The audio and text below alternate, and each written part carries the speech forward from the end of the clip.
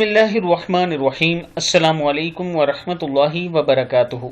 عابد راجہ channel کی طرف سے آج میں اپنے دوستوں کو رسول اللہ صلی اللہ علیہ وآلہ وسلم کا ایک فرمان بتاؤں گا۔ اس سے پہلے میں اپنے تمام دوستوں سے گزارش کروں گا کہ اس ویڈیو کو آپ نے آگے ضرور شیئر کرنا ہے۔ تو شروع کرتے ہیں۔ بسم اللہ الرحمن الرحیم۔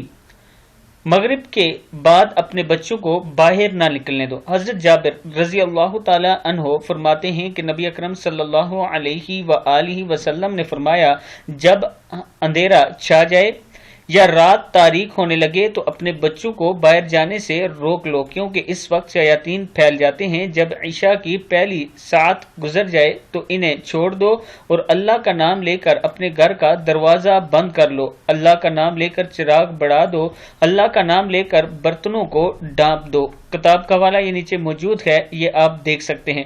یعنی مغرب کے بعد اپنے بچوں کو باہر نہیں جانے دینا چاہیے، یہ رسول اللہ صلی اللہ علیہ وآلہ وسلم نے فرمایا۔